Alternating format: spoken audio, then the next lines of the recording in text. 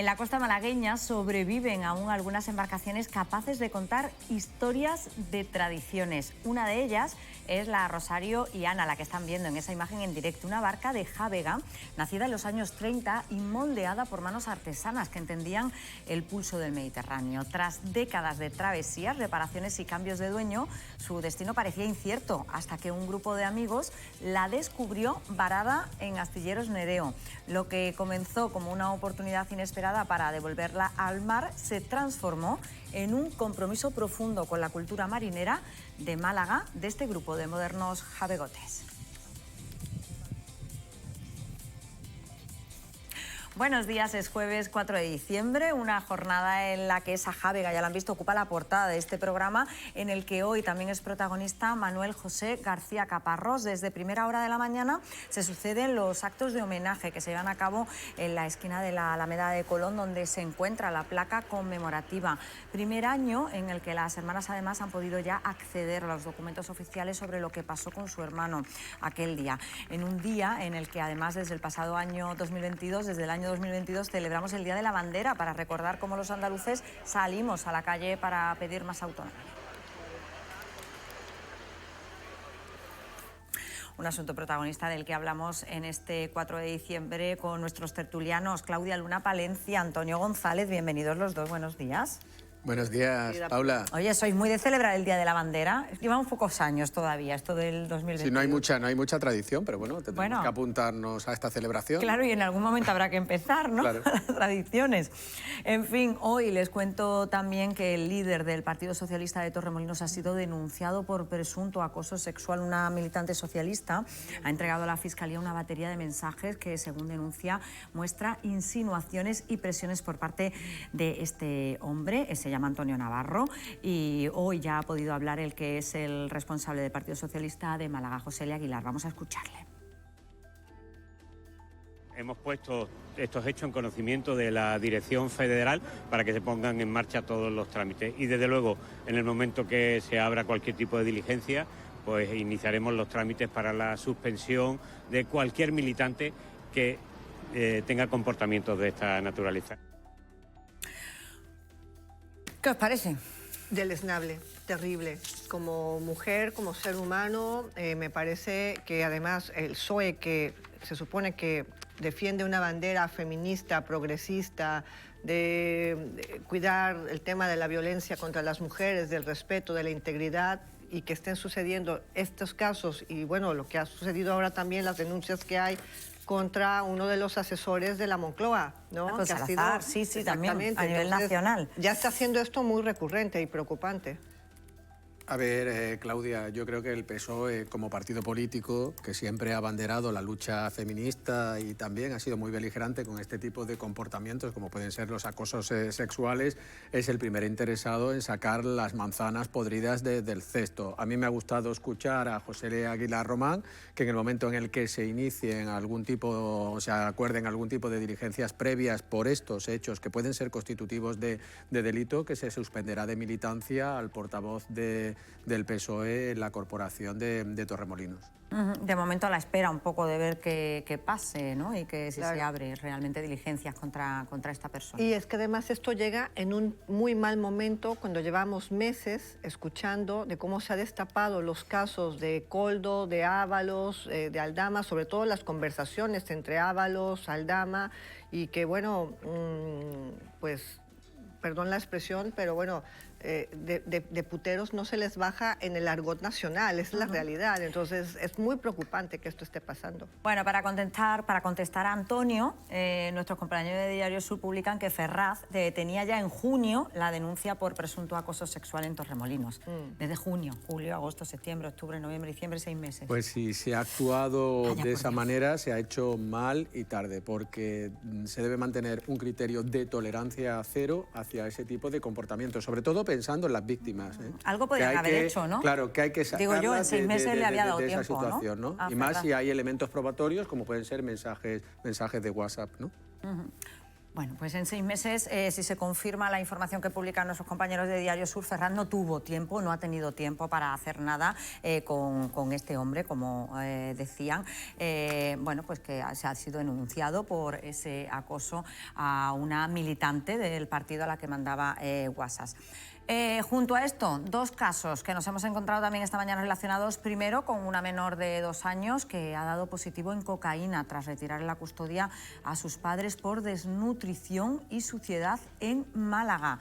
Nos hemos quedado helados ante esta noticia.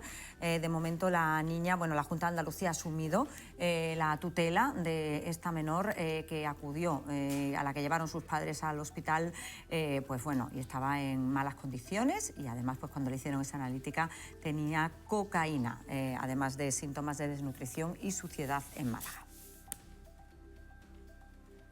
Y la otra noticia tiene que ver en este caso con la intoxicación de 11 médicos que estaban de guardia en el Hospital Clínico y que comieron en la cafetería del centro hospitalario. No es la primera vez que pasa una cosa así, ¿eh? Así es, ya son varias las veces. De hecho, sucedió el año pasado, se hizo una revisión en las instalaciones de la cafetería, pero bueno, los médicos están denunciando que realmente lo que se hizo fue una revisión cosmética y están pidiendo que se haga ya una revisión mucho más profunda para dar con el origen, porque ya son varias veces las que se han contaminado, no solamente los propios sanitarios, sino también bueno, los familiares de los pacientes que van a tomar algo a la cafetería, ¿no? Pero bueno, se han puesto algunos pues bastante, no ha sido una infección ligera. No, algunos médicos tuvieron que ser ingresados en el hospital. Algo está pasando allá adentro. Sí, ¿no? esto es lamentable y yo tenía constancia de este asunto porque, como ha dicho Claudia, ya se destapó el año pasado y se ha llevado al Comité de Seguridad y Salud Laboral del complejo hospitalario Virgen de la Victoria, y es necesario que por parte de la dirección del centro se establezcan los controles pertinentes para que se dé un servicio de calidad en la cafetería y no asistamos al espectáculo lamentable de que médicos que están 24 horas de guardia, que tienen que comer en la cafetería porque tampoco se pueden ir a... No les queda otra tampoco, no les queda claro. otra, no les queda otra que acaben intoxicados, ¿no? Bueno, pues pendientes vamos a estar también de ese asunto. Asuntos que nos llevan hoy hasta diferentes puntos en directo que tenemos esta mañana, porque fíjense, nuestra compañera Lara Hernández está con el Grupo Municipal Socialista que hoy valora los presupuestos del Ayuntamiento de Málaga que se presentaron ayer. Ahí la tenemos en esa imagen en directo. La otra historia tiene que ver con el MUCAC, donde se está presentando la campaña solidaria Invisibles, promovida por el Comedor Santo Domingo. Álvaro Moreno está allí a esta hora en el MUCAC también. En Tabacalera está Manu García con la presentación de la exposición El arte de la pintura, confluencias en el tiempo de los Austrias, en la colección de Alejandro Sanz Peinado. Y la última de las historias tiene que ver en este caso con las jávegas, en este caso con una en concreto que han restaurado unos malagueños y de la que hoy les va a contar todos los detalles Rocío Carrascal. La primera de las paradas nos lleva, como les digo, hasta el Ayuntamiento, donde el Grupo Municipal Socialista habla de presupuesto y no sé si le habrán preguntado también, ya saben, por ese asunto de actualidad, la denuncia contra el líder de su partido en Torremolinos, aunque ya ha hablado José L. Aguilar y en este caso se trata del Grupo Municipal Socialista. Buenos días, Lara. Buenos días, Paula. Pues estamos todavía a la espera de que llegue el portavoz del PSOE en el Ayuntamiento de Málaga, Daniel Pérez, así que de momento tan solo tenemos, como bien indicaba, las declaraciones que ha hecho el secretario general del PSOE en Málaga, José L. Aguilar. En cuanto a los presupuestos, volviendo a este asunto, ayer recordamos que el Ayuntamiento de Málaga presentaba su presupuesto para 2026, unas cuentas que ascenderán a 1.234 millones de euros y que, según explicaba ayer el alcalde, prioriza los barrios, la vivienda y el avance de los grandes proyectos de ciudad. De lo que podemos adelantar sobre el Grupo Municipal Socialista, que ya hemos podido hablar con fuentes cercanas al partido para ver qué opinaban acerca de estas cuentas. Nos han dicho que consideran que son continuistas y que a su juicio no responden a las verdaderas necesidades que tiene la ciudad. Es por ello que critican que se dedican grandes partidas dirigidas a proyectos de la ciudad, grandes proyectos, y que sin embargo se olvidan, dicen, de los barrios, de la limpieza de los barrios, así como de la inversión en vivienda y también de los derechos sociales. Es por ello que el Grupo Municipal Socialista presentará sus enmiendas. Ahora, cuando comparezca el portavoz municipal del PSOE, conoceremos más detalles acerca de lo que irán a presentar, pero de momento lo que nos dicen es que no son, a su juicio, los presupuestos que necesita la ciudad. Pues muchísimas gracias a nuestra compañera Lara Hernández. Enmiendas que va a presentar el Grupo Municipal Socialista y que irán en el pleno extraordinario en el que se tiene que aprobar el presupuesto que se celebrará el próximo 15 de diciembre. El presupuesto en el que se incluye una partida, como bien explicaba nuestra compañera Lara Hernández, para la vivienda, para promover vivienda de protección oficial. Y la vivienda nos la llevamos hoy a examen. Analizamos el sector de la mano de constructores y promotores. Hoy está con nosotros el presidente de la asociación a nivel provincial, Juan Manuel Rosillo, y es nuestra entrevista del día. La construcción, que por una u otra razón es uno de los sectores que siempre buscan mano de obra. Preguntaremos también por este asunto. Y hablando de contrataciones, a estas les dedicamos nuestro dato del día. 16.360 contrataciones, un 6,3% más que en el año pasado, que en 2024. Son las contrataciones previstas en Málaga por Randstad, la empresa de trabajo temporal. Nos dicen que principalmente en el sector hostelero y el comercio. De momento les contamos una iniciativa solidaria que va a poner en marcha el Comedor Santo Domingo y lo hacemos de la mano de Álvaro Moreno. Buenos días. ¿Qué tal, Paula? Muy buenos días. Sí, como dices, estamos en el MUCAC, en el Museo Centro de Arte Contemporánea, en la sede de La Coracha, donde en breves minutos comparecerá el concejal delegado de Derechos Sociales, Francisco Cantos, junto al director del Comedor Santo Domingo, Damián Lompérez. El objetivo de esta iniciativa versa sobre todo sobre este comedor. El objetivo, nos dicen desde el comedor social, consiste en captar socios, ya que, dada la gran importancia que versa sobre este comedor, entre el 40 y el 50% de todos los ingresos que reciben cada año proceden precisamente de todos los socios que conforman a esta red humanitaria. Además, con esta campaña que denominan Invisibles, también tratan de dar visibilidad y poner cara a todos los rostros anónimos y menos visibles que forman parte de la red humanitaria de este comedor. También nos recuerdan que más de 1.000 personas cada año se benefician de todos los servicios que ofrece el comedor de Santo Domingo. Paula. Pues muchísimas gracias a nuestro compañero Álvaro Moreno. Y fíjense, porque conocer más sobre enfermedades como el Alzheimer, el Parkinson o la esclerosis múltiple para avanzar en el diagnóstico es el objetivo de un estudio que realiza la Alianza Andalucía Roche en Neurología de Precisión. El programa ha conseguido reclutar a 357 pacientes y participan 12 centros hospitalarios, entre ellos el Hospital Regional de Málaga. Hoy hablamos con Pedro Serrano, es el jefe de servicio de neurología de este hospital y coordinador de Neuroreca, la red andaluza de investigación clínica y traslacional en neurología, que es quien lidera este estudio. Y les cuento ahora que el próximo día 10 de diciembre entrará en vigor en Australia la prohibición de usar las redes sociales para los jóvenes, para los menores de 16 años. Muchos países miran con expectación cómo va a ser la implementación de esta medida, mientras que en Europa el Parlamento ha dado el primer paso para la protección digital a los menores tras la petición de profesionales como los pediatras o la Fiscalía de Menores. Hoy abordamos aquí en Mesa de Actualidad este asunto.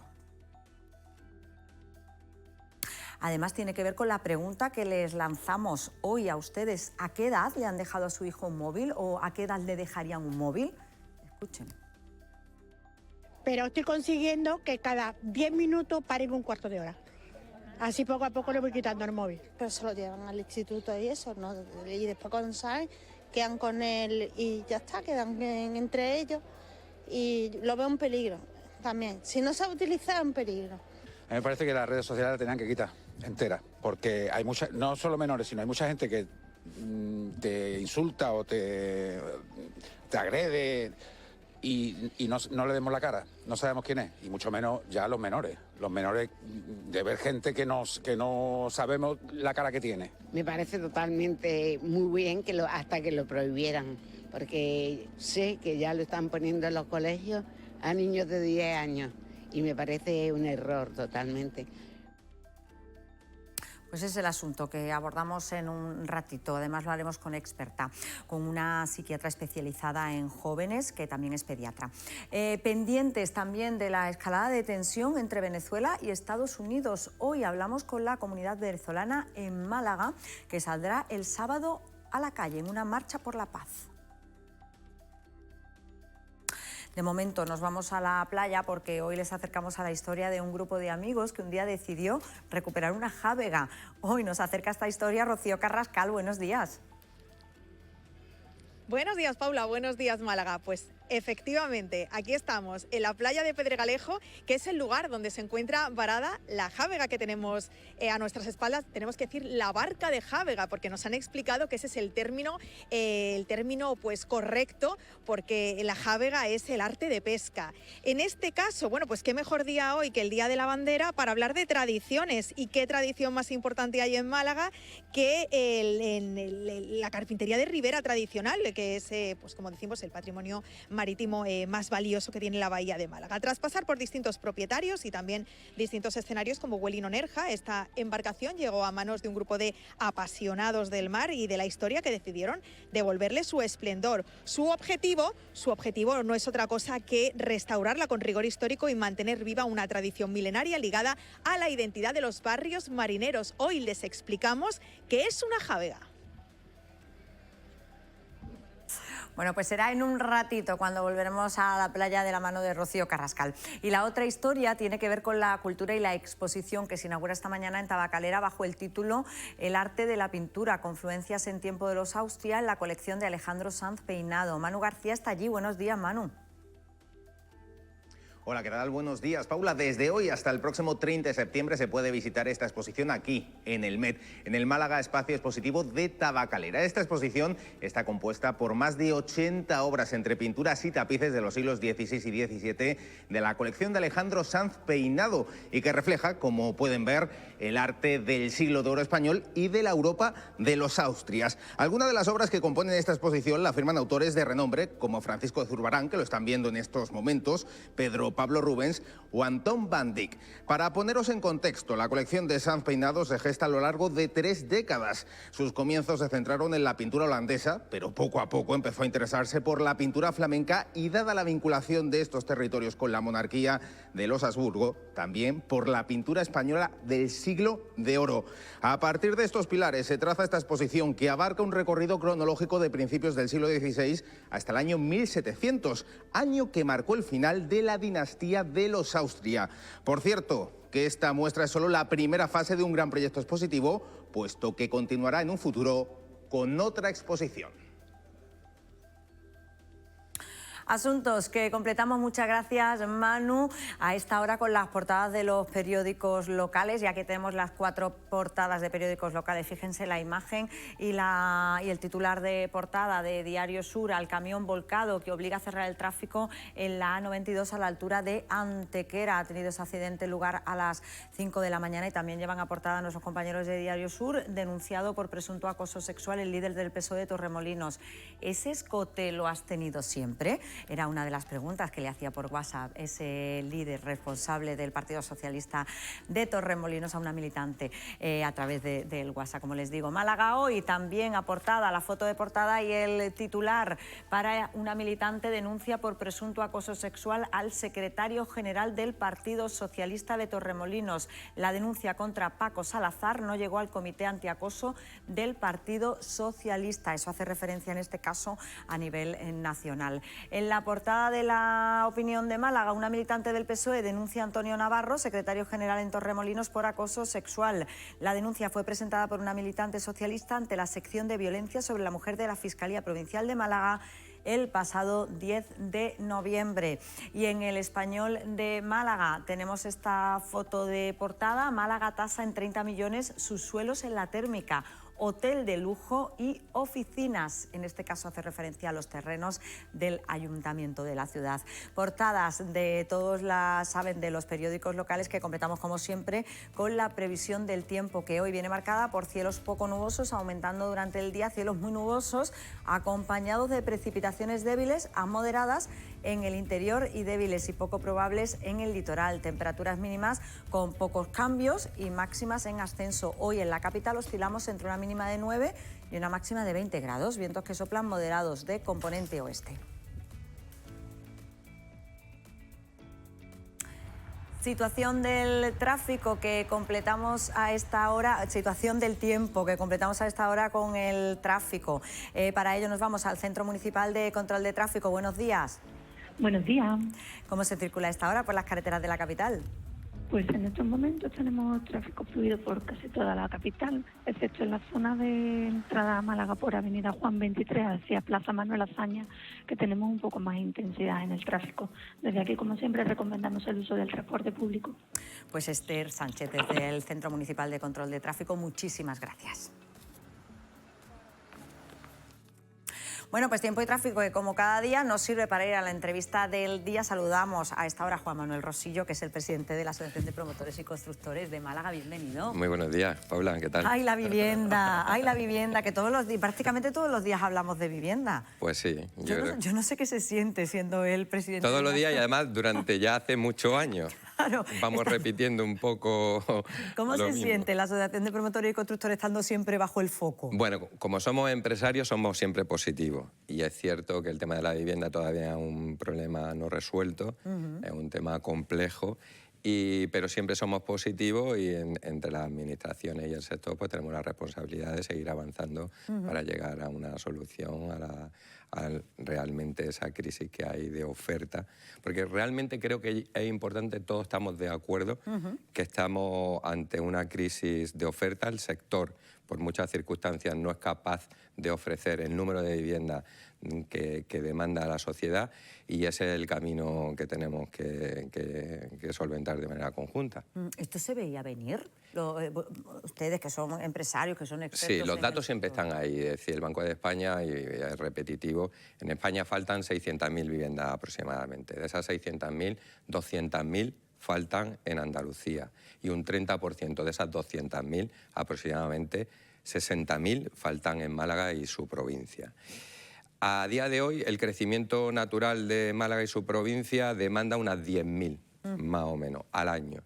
¿Cuál es la capacidad productiva ahora mismo del sector? Pues prácticamente entrega al año unas 10.000, 12.000, con lo cual somos capaces de asumir la demanda anual, pero realmente tenemos un stock atrás de unas 60.000, que eso supondría 6 o 7 años de la capacidad productiva que tenemos a día de hoy para asumir el reto de solventar esas 60.000 que tenemos desde hace ya mucho tiempo pendientes. Así parece difícil, puesto sobre el papel parece difícil construir, o sea, ponerse al día, ¿no?, en esas 60.000, 70.000 viviendas, ¿no? No es fácil, no es fácil. Para que la gente lo entienda bien, realmente acabamos de celebrar hace muy poco el Salón Inmobiliario, 21 años de CIMET aquí en Málaga, en donde hemos podido contar con representantes de la Administración, con los principales CEOs de las principales empresas promotoras nacionales.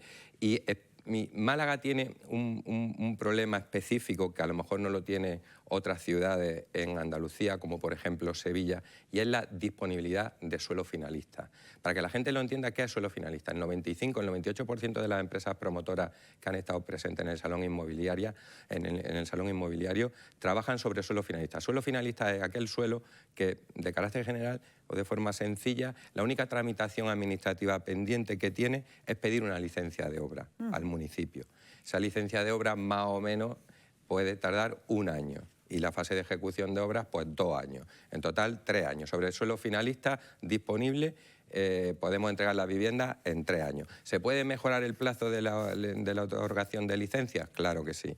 Y en Málaga se ha cambiado la normativa, la Gerencia de Urbanismo está trabajando en ello. Ahora, por ejemplo, empresas privadas o colegios profesionales podrían informar favorablemente la licencia, con lo cual eso descarga de trabajo a los recursos de gerencia. Pero para que el suelo sea finalista es decir, que esté urbanizado y pueda llegar una promotora a pedir una licencia y comenzar la obra de ejecución, hay que desarrollar esos suelos. ¿Y qué pasa? En Málaga hay mucha disposición de suelo, pero no está urbanizado. Y ahí es donde está el problema realmente, en Málaga y en nuestra provincia. La tramitación de coger un suelo lleno de árboles y poder llevarlo a que esté urbanizado, carreteras, claro, ponerle farolas, que tenga los servicios de agua, de electricidad. Eso prácticamente no hemos conseguido que por la legislación anterior no se consiga en menos de 10, 12 años. ¿Qué pasa además? Cuando hace frente al desarrollo de un sector que pueda aportar 3.000, 4.000 o 5.000 viviendas con esas reservas del 30 o 40% para VPO, el coste de urbanización, por ejemplo, de un sector de 3.000 o 4.000 viviendas puede ser 50 o 60 millones de euros, más las cargas externas que tiene que soportar para dar esos servicios que tienen que venir de luz, agua, desde otras partes, y esas obras también las tiene que asumir el promotor. Con una inseguridad jurídica que además en ese planteamiento de tramitar durante 10, 12 años ese recorrido con la administración, cualquier defecto de forma te puede llevar a la casilla de origen. Y además, en esas circunstancias de 12 años de tramitación, inseguridad jurídica y costes tan elevados, la banca no acompaña al promotor, porque entiende que en esas condiciones no es un negocio. No hay Con una lo cual, seguridad, claro. son muy pocas las empresas y los fondos de capital que vienen detrás de esas empresas que al analizar las condiciones y circunstancias para desarrollar esos suelos dicen no. Con lo cual hay muy pocas empresas que sean capaces de hacerlo. Málaga tiene que pensar en su área metropolitana, y en su área metropolitana están los municipios del Rincón, de Cártama, de Alhaurín, de Torremolinos, en donde todo el mundo podemos observar que hay mucho suelo, pero no está urbanizado. Con lo cual el reto que tenemos entre todos, administración y el sector, es encontrar de qué manera, de la mano de la Junta de Andalucía, que tiene las competencias en vivienda, podemos acortar esos plazos y en esas nuevas condiciones la banca pueda acompañar al promotor y desarrollemos esa cantidad de suelo que tenemos pendiente de urbanizar. Antes de ayer aprobó el Parlamento de Andalucía esa ley de vivienda. Está ayudando los pasos que se están dando por parte de la Junta de Andalucía. Yo tengo que reconocer que la Junta de Andalucía ha sido una administración muy proactiva con el sector, tanto con las asociaciones provinciales con también nuestra Federación Andaluza, que es el interlocutor, y nuestro presidente Ignacio Peinado, para ir recogiendo en esa ley de vivienda aquellos aspectos que entendemos que son necesarios. Pero quedan cosas pendientes por incluirlas y esperemos que en la tramitación de esa ley podamos contar con ella. Pero es importante que haya un elemento coordinador desde la propia administración que coordine con esos distintos ayuntamientos y municipios ese desarrollo de esos suelos y podamos dar seguridad jurídica, podamos contar con financiación, porque, por ejemplo, un promotor con suelo finalista, con unas condiciones de preventa del 40 o el 50%, cuenta con un crédito promotor. La banca acompaña, pero en el otro caso no. Si somos capaces de generar un marco administrativo y jurídico diferente, podemos contar con la banca y habrá muchas más empresas que sean capaces de desarrollar esos suelos y urbanizarlos. ¿Quién podría ser esa figura de coordinación entre la administración responsable, en este caso la Junta de Andalucía, y el sector? Se ha hablado de, por ejemplo, oficinas aceleradoras, de declarar sectores estratégicos dentro de lo que es una declaración de interés autonómica. Lo que hay que hacer es planificar a medio y largo plazo nuestra área metropolitana y que sea la Junta de Andalucía, funcionarios propios de la Junta, los que sean responsables y coordinen el avance de toda esa tramitación administrativa. Porque realmente un promotor, cuando habla con la Junta, pues luego se va al municipio, habla con el alcalde de turno y entonces se diluyen un poco las responsabilidades. Lo que deberíamos de ser capaces como sociedad y aquí en Málaga es decir, tenemos un área metropolitana, necesitamos tantas viviendas, tantas están en el Rincón, tantas están en Alhaurín, tantas están en Cártama, tantas están en Torremolinos.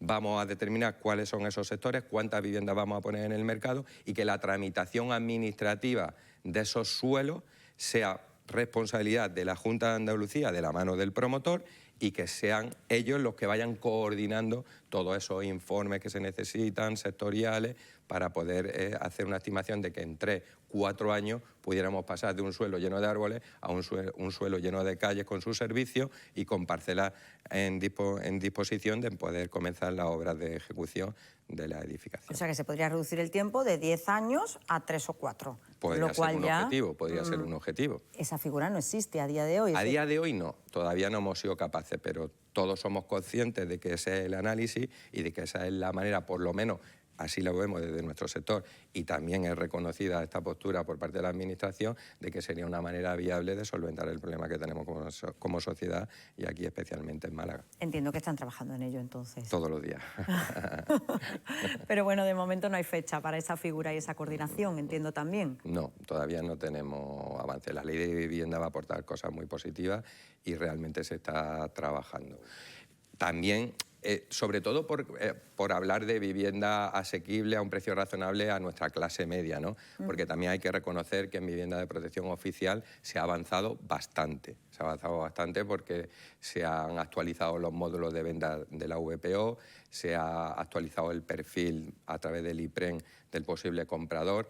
Las administraciones, tanto municipales como la Junta de Andalucía, han hecho un análisis de los suelos disponibles que están inactivos y lo ha puesto encima de la mesa, encontrando fórmulas de colaboración público-privada con empresas con mucha experiencia en hacer vivienda de protección oficial en régimen de alquiler o en venta, y yo creo que hay que ser sincero y se ha avanzado en materia de vivienda de protección oficial, pero nos queda el gran reto, que es para nuestra clase media poder ofrecer una vivienda a un precio razonable y asequible. Señor Rosillo, habla del área metropolitana, pero no dice nada de la capital. ¿No hay suelos ya en la capital? En la capital los que hay están en disposición y las empresas promotoras, en cada uno de sus diferentes segmentos y perfiles, están trabajando, solicitando las licencias de ejecución de obras.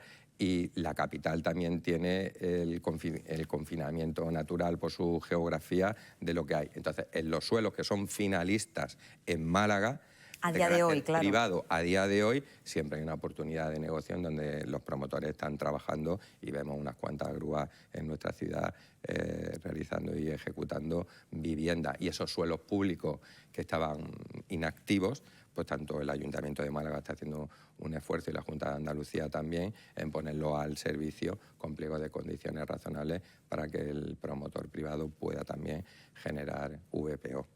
Pero el reto es tan grande que, si hablamos de vivienda en Málaga, no todo el mundo que quiera venir a Málaga tiene que vivir en la capital.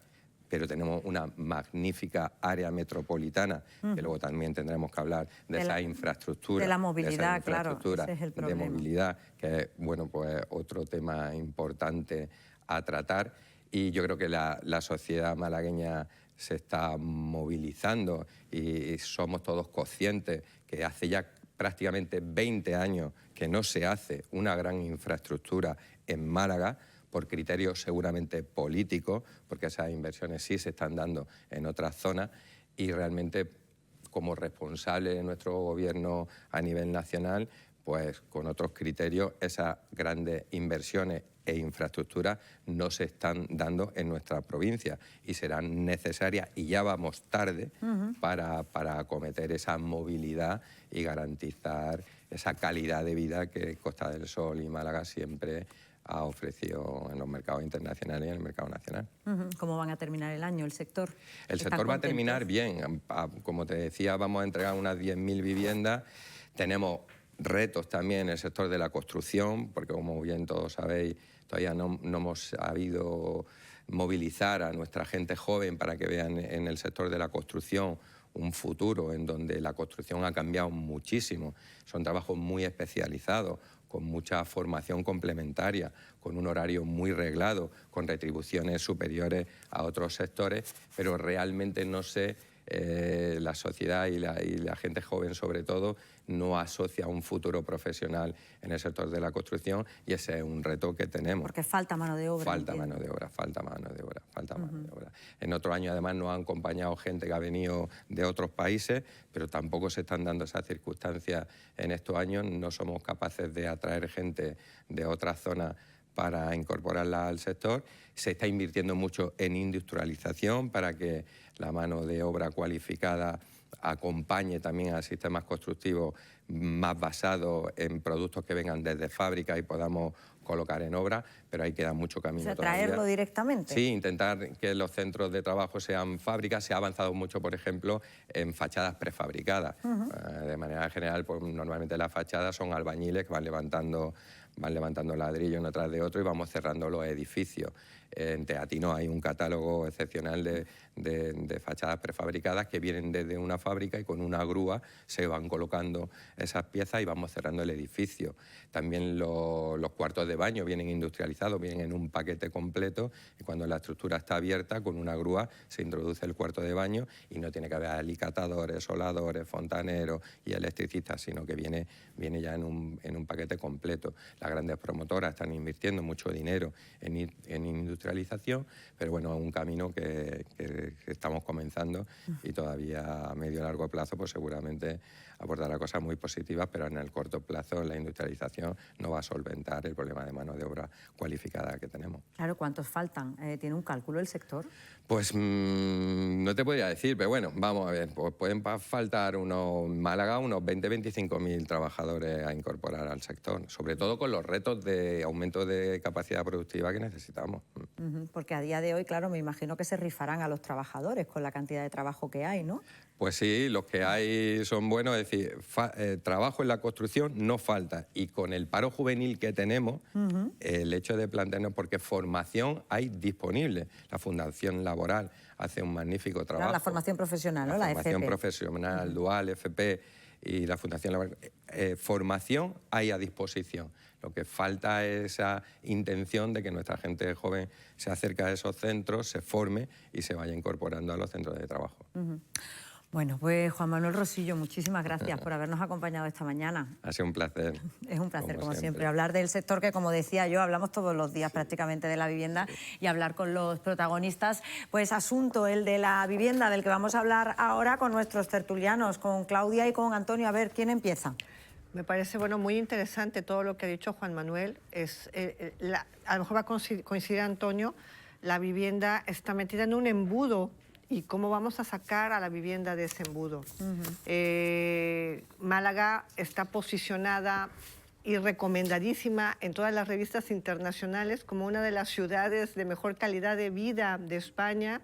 Entonces está llamando mucho la atención internacionalmente. Tenemos desplazamiento que nos llega desde España, desde otras partes de España para venirse a vivir a Málaga. Tenemos flujos extranjeros que siguen poniendo el foco en venirse a vivir a la provincia de Málaga. Los nómadas digitales. Un déficit, correcto, tenemos un déficit de 60.000 viviendas. Yo lo que veo es que el sector está atrapado en una nata de burocracia y también de lentitud para tomar las decisiones. Vemos ahora mismo muchas promociones en las cuales tú empiezas a pagar por una vivienda que quizás te entreguen en 3 o 4 años. Yo lo veo que estamos en un embudo. Bueno, eso como pronto. Tremendo, claro. como pronto. Como pronto. Claro. A ver, coincido con... Bueno, Antonio, además, que hace poco UGT, perdóname, Antonio, desarrolló aquí una jornada de alto nivel relacionada justamente con el problema que tenemos con la vivienda. Unas jornadas de vivienda que organizamos desde UGT a nivel de toda España aquí, que incluso asistieron representantes de instituciones europeas y también del Ministerio de Vivienda. Es cierto de que el problema en Málaga, lo ha comentado el anterior invitado, es grave. Hay un déficit de 60.000 viviendas, pero es que no se están adoptando medidas para solucionar ese grave problema de vivienda. Y no solo, que coincido contigo, Claudia, por la reducción de la burocracia, es que recientemente se ha aprobado una ley de vivienda en Andalucía. La consejera de Fomento, Ordenación del Territorio, Articulación del Territorio y Vivienda, Rocío Díaz, ha dicho que esta norma es fruto de un proceso de escucha y de un debate sereno y de consenso. Sin embargo, solo ha sido aprobada con los votos del Partido Popular. No se ha tenido en cuenta las aportaciones de otras formaciones como el PSOE, Vox, Adelante Andalucía, por Andalucía. En la provincia de Málaga, los precios de la vivienda se han disparado. Y os doy un dato. En los últimos años la compraventa se ha incrementado un 55%. Pero es que el importe de los arrendamientos, de los alquileres, también ha subido un 60%. Esto está determinando de que hay muchos malagueños y malagueñas que no se pueden permitir el lujo ni de comprar una vivienda ni de alquilarla. ¿Qué va a ocurrir con los jóvenes que tengan que iniciar un proyecto de vida, que tengan que emanciparse del hogar familiar? Y a esto, yo por ejemplo he hecho pues falta... ya te voy a contestar, Antonio, al área metropolitana. Al área metropolitana. Vaya, tal como lo ha planteado el presidente de la Asociación de Constructores. ¿A qué parte del área metropolitana? No, lo que tienes que elegir es qué medio de transporte vas a usar, porque vas a tener que venir volando. Porque como no es lo trabajes en la mismo capital. irte a vivir a Nerja que irte a vivir a Torremolinos o a Fuengirola. Sí, que tiene un tren de cercanía. Tiene un tren de cercanía. Pero Claudia, Paula y yo lo hemos vivido aquí en Málaga. Los barrios tradicionales, y ya no te hablo solo del casco histórico, el Perchel, la Trinidad, Capuchinos, estaban ocupados por malagueños y teníamos comercio, que era la panadería de barrio, la mercería, la ferretería. Todo eso se está desnaturalizando y se están convirtiendo en un chiquipar de pisos turísticos. Y solo vemos a población foránea, oye, que está muy bien porque Málaga vive del sector terciario del turismo. Yo no lo veo mal, el problema es que tienes que dar una respuesta también a los malagueños, quiero decir, pues bueno, si ahora hemos cambiado el modelo de ciudad o el modelo de ciudad ha cambiado o ha evolucionado porque pasa y porque les pasa a todas las grandes ciudades, quiero decir, pues es una evolución natural, nos guste o no, pues ha sido la evolución natural que ha tomado la ciudad, ¿no? El problema y podemos es que estar de acuerdo, pero tienes que buscar una solución para los malagueños, ¿no? Tenemos la mala imagen, o sea, es lo que yo creo, ¿no? de Palma o lo que ha sucedido en Benidorm con las torres que han construido ahí. Bueno, yo fui expulsada de Benidorm como vacacionista de Benidorm porque ya es imposible, hay personas por centímetro cuadrado, es impresionante. Entonces, yo creo que Málaga tiene que evitar morir de éxito en esa materia. Coincido con Antonio también en lo que él señala. Yo en los últimos 2 años, no sé tú cómo lo ves, querida Paula, yo ya he notado cómo ha impactado más una subida en los precios, tanto del alquiler como de la compra de vivienda, en un país en el que las personas de forma natural quieren ser propietarios. O sea, en España queremos ser propietarios antes que alquilar, ¿no? Siempre estás pensando en cómo voy a ser propietario, para que ese dinero no se me vaya... los alquileres están muy altos. Claro. Si los alquileres estuvieran a un precio razonable, la gente alquilaría hasta que tuviera ya las cosas claras para comprarse su primer vivienda, que es a lo que hemos aspirado todos. Pero ahora nos encontramos con este grave problema. ¿Cuál fue la conclusión a la que llegasteis en ese congreso, Antonio? Que La conclusión es que se adoptaran medidas y medidas normativas, como por ejemplo la ley de vivienda. Es decir, yo he criticado la falta de consenso en esta norma, pero tiene medidas positivas, hay que decirlo también. Es decir, facilitar suelo, una comisión de coordinación en materia de desahucios, ayudas al alquiler, a la compraventa. Y llegamos a la conclusión de que hay modelos que podemos copiar. En Viena, hace décadas, había un problema de vivienda extremadamente grave. El ayuntamiento de la capital austríaca optó por poner en el mercado más viviendas de protección oficial y alquileres sociales. Ese problema quedó minimizado después de años. ¿Por qué no copiamos ese modelo? Porque el derecho a la vivienda es un derecho fundamental que viene consagrado en nuestra Constitución. Todos los españoles y españolas tienen derecho a una vivienda digna. Bueno, el tema de la vivienda, del que seguro vamos a seguir a hablar. Le preguntaba yo además al presidente de Constructores y Promotores cómo se siente al estar siempre con el foco puesto, porque yo creo que prácticamente todos los días, ¿no?, hablamos de vivienda, seguiremos hablando. Pero queríamos hablar ahora, fíjense, de un asunto internacional. El presidente de Estados Unidos, Donald Trump, ha reiterado que su país prepara ataques por tierra en medio de su despliegue militar en aguas del Caribe cercanas a Venezuela. Durante una reunión en la Casa Blanca, Trump insistió en que muy pronto comenzarán los ataques contra cárteles del narcotráfico dentro del territorio venezolano, lo que se enmarcaría en la operación Lanza del Sur, que hasta ahora ha destruido una veintena de embarcaciones en el Caribe y el Pacífico, dejando, según Estados Unidos, más de 80 personas muertas. Hablamos ahora con uno de los venezolanos que vive aquí en Málaga para ver cómo lo está viviendo la comunidad venezolana adoptada en nuestra ciudad y en nuestra provincia. Salvador Guarecuco, bienvenido. Buenas tardes. Muchas gracias, Pablo, por la invitación para comentarte un poco qué puede estar ocurriendo en este momento en nuestro país y qué ha venido ocurriendo a lo largo de estos días luego de esa decisión del presidente de los Estados Unidos. ¿Cómo veis los venezolanos la situación? Bueno, el panorama es un poco complicado desde el punto de vista nacional, por supuesto, dentro de nuestro país, pero también internacional. La población que está acá, en España específicamente, que hemos estado en constante comunicación, nos llena de preocupación, sobre todo ese desafío y esa provocación que el régimen de Maduro está haciendo con el gobierno de los Estados Unidos quien nosotros no estamos buscando ni tampoco estamos apoyando netamente lo que se denomina un concepto de invasión, porque Estados Unidos pareciese que eso no es lo que va a hacer, por lo menos es lo que ha dicho el presidente Trump. Lo que sí ha dicho es que va a través de un experimento quirúrgico, un desarme quirúrgico a ubicar, o ya los tiene ubicados, a quienes están pues comandando el cártel de los soles, en este caso pues Nicolás Maduro, con su tren ejecutivo a nivel de la dictadura que siempre se ha instaurado en Venezuela en los últimos 26 años. Salvador, yo no sé si sigues teniendo contacto con gente que esté allí en Venezuela, si hablas con ellos, ¿qué os cuentan? ¿Cómo lo están viviendo allí en el país? Bueno, fíjate, Pablo, que eso es muy complicado, hablar con sobre todo nuestros líderes políticos y también el sector social, colectivo, que están allá a las expectativas. Más bien ellos nos preguntan a nosotros porque el cerco mediático comunicacional es bastante duro.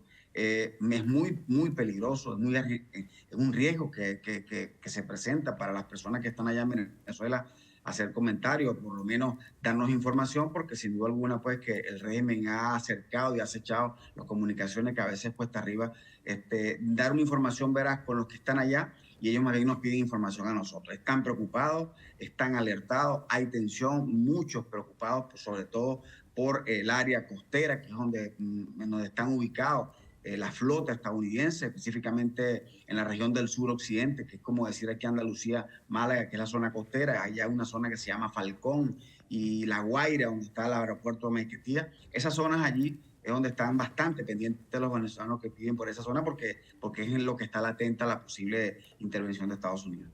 Tiene que ser una situación muy complicada. Claudia. Yo he tenido la oportunidad, porque viven en Madrid, Antonio Ledesma, que fue alcalde de Caracas, Julio Borges, que ha sido un congresista también muy destacado en Venezuela. Ellos están exiliados en Madrid. He hablado con ellos en diversas ocasiones, también con el presidente Edmundo González, con María Corina Machado. Yo veo que para Venezuela, pues en estos momentos hay tres caminos. Un camino que es el que pueda haber una negociación entre el presidente de Estados Unidos, Donald Trump, y el dictador Nicolás Maduro, a cambio de que Venezuela le entregue el petróleo a Estados Unidos, que es lo que le interesa a Trump, el petróleo de Venezuela, y que se quede Nicolás Maduro en el poder por más tiempo. La otra solución, que es, ya han hablado 2 veces vía telefónica Nicolás Maduro y Donald Trump, pueda al final Trump seguir presionando para que Maduro salga y se exilie en Rusia, como es la propuesta de Estados Unidos, y se quede al frente del sí, preparando unas elecciones democráticas en Venezuela. O la tercera opción es que Estados Unidos, que Trump tome la decisión de hacer lo que se hizo en 2003 con Irak, es decir, que entre a sus tropas a cazar al dictador y que caiga el régimen. Yo son los 3 caminos que veo, pues bueno, como analista internacional, y entiendo que, bueno, hay más de 400.000 refugiados que viven de Venezuela aquí en España, y me imagino que obviamente pues están preocupados porque la mayoría de ustedes quieren que haya democracia, ¿no? Por supuesto. Pero aquí estaríamos... Esos escenarios, esos son importantes, sobre todo por la compañera que acaba de narrar, ¿no? Y es cierto, o sea, claro, no sabemos de manera petit comité lo que han conversado el presidente Trump y el dictador Maduro. La última conversación fue el 21 de noviembre, que ayer precisamente Maduro ya no pudo esconder más que hubo esa conversación, hubo ese contacto. El basamento jurídico del gobierno de Estados Unidos es un tema de seguridad nacional para el sistema americano. Un tema no hemos visto por ninguna parte, lógicamente ya todos sabemos la clase de régimen que es el Maduro y su gente, ¿no? A nivel político, a nivel de sistema gubernamental, pero el tema de Estados Unidos es que nunca han enfocado a que esto es un tema político, sino de seguridad. Y de seguridad porque ya catalogan, y así lo han hecho el Departamento de Estado, y así lo había hecho el Departamento del Tesoro en anterior oportunidad, que el régimen de Maduro y todos, el cartel de los soles, incluyendo el Tren de Aragua, que también es parte de esa organización criminal, como un equipo terrorista. Entonces ya esto cambia el escenario internacional. Es distinto, esto claro, no es ahí un está el tema matiz político. también. Esto no es un tema de violación de derechos humanos, que lo hay, es verdad, y por eso es que nuestra líder, nuestra Premio Nobel de la Paz, María Corina Machado, siempre ha sido enfática que los cambios se van a dar, que el cambio está cerca, pero que confiamos en la paciencia que hemos tenido nosotros los venezolanos a lo largo de estos 25 años, pero estamos seguros que la salida que se va a dar en la pronto, mediano o largo plazo va a ser satisfactorio para el pueblo venezolano. Antonio, que a mí no me, sí, y era para puntualizar una cosa a Salvador. A mí no me sorprende que Donald Trump vierta esas aseveraciones. Vamos a acabar con estos hijos de perra, en referencia a los narcotraficantes, o que incluso haya desplegado los buques estadounidenses en la zona del Caribe, porque además declaraciones de Trump, cualquier nación que produzca drogas o bien que trafique con estupefacientes hacia territorio norteamericano recibirá la ira de la administración trumpista. Esto dentro de la política de Trump no nos sorprende. A mí lo que me sorprende ya es una posible invasión terrestre, porque ahí ya sí se estaría vulnerando el principio de soberanía de Venezuela y conculcaría uno de los principios más básicos del derecho internacional público. Es decir, que se actúe contra el narcotráfico internacional. Claro, lo que pasa es que él dice que va a ser como una invasión que iba a ir solo hacia donde sabía que estaban los narcos. Claro, claro, es que ya sabemos los análisis que hace Trump, ¿no? Bueno, en cualquier caso, yo le quería preguntar también a Salvador, porque el sábado van a salir aquí en Málaga los venezolanos que tenemos acogidos en nuestra ciudad y en nuestra provincia. Bueno, claro, el día de el sábado 6, en horas de la tarde, estaremos concentrados el colectivo venezolano y también otro tipo de colectivos asociativos que nos han estado apoyando en esta lucha. Esto es un tema nacional, en toda España van a haber concentraciones, sin embargo, esto va en función al tema de que el día 10 va a recibir, y así estamos seguros, ya oficialmente como Premio Nobel de la Paz, nuestra líder fundamental, María Corina Machado, y esa convocatoria que se ha hecho por el grupo de venezolanos acá en Málaga, por el tejido asociativo venezolano que está haciendo vida, activista desde el punto de vista social en Málaga, es para apoyar ese evento que va a haber el día miércoles 10 de mayo. Estamos emocionados, estamos siempre en unidad, enfrascados en que la solución es lo que nos diga nuestra líder fundamental, María Corina Machado, y así lo dimos, y por supuesto con el presidente electo el 28 de julio, Edmundo González. Y este sábado será aquí en Málaga, también habrá concentraciones en Cádiz, desde el punto de vista de Andalucía, habrá concentraciones en Almería, que son las 3 provincias que ya están confirmados donde estaremos los venezolanos, para darle ese espaldarazo a María Corina Machado en recibir ese Premio Nobel de la Paz el próximo miércoles. Pues muchísimas gracias, Salvador, por habernos acompañado esta mañana. Muchas gracias. Gracias a vosotros por su bastante apoyo que nos han dado. Bueno, nosotros seguimos y nos vamos con Rocío Carrascal, porque saben que el Club de Remo Javegotes de la Bahía presenta la barca de Jávega, Rosario y Ana, y allí con ellos está Rocío Carrascal. Hola de nuevo. Hola de nuevo, Paula. Barca de Jávega, qué bien lo has dicho, ya nos lo hemos aprendido hoy, ¿eh? Esto, todos los que estén en su casa también, que se llama barca de Jávega, que no se llama Jávega, que Jávega es el arte de pesca. Venimos con una de las tradiciones marítimas más importantes, si no la que más que tiene Málaga, que son estas barcas. En esta en concreto es probablemente una de las más antiguas que quedan, y hay un grupo de malagueños que, bueno, pues, que han querido recuperar esa tradición y utilizarla además, porque no solamente se ha restaurado, sino que además salen con ella el Club de Javegotes de la Bahía. Qué nombre tan precioso el de Javegotes. Javier Lón, ¿qué tal? Muy buenos días. Buenos días, ¿cómo estamos? Bueno, encantada de que nos hayáis invitado a conocer esa barca de Jávega de cerca, que además, bueno, es como estamos muy acostumbrados a hablar de ellas, pero las conocemos bien poco. Bueno, la barca de Jávega es una tradición malagueña, son unas barcas que llegaron a Málaga a través de los fenicios con la misma estructura, el mismo tipo de construcción, y se ha mantenido hasta nuestros días. Son barcas que actualmente se utilizan sobre todo para competir, y es el único deporte autóctono real de lo que es la provincia de Málaga y de marinera de Málaga. Y vosotros además estáis acostumbrados, bueno, a ponerla en valor, porque además vosotros sí lo utilizáis, el grupo sale, el club sale bueno, pues a remar con esta barca de Jávega. Exactamente, nosotros hoy, por ejemplo, a las 6 de la tarde salimos a bogar, que es el término de remar en las barcas.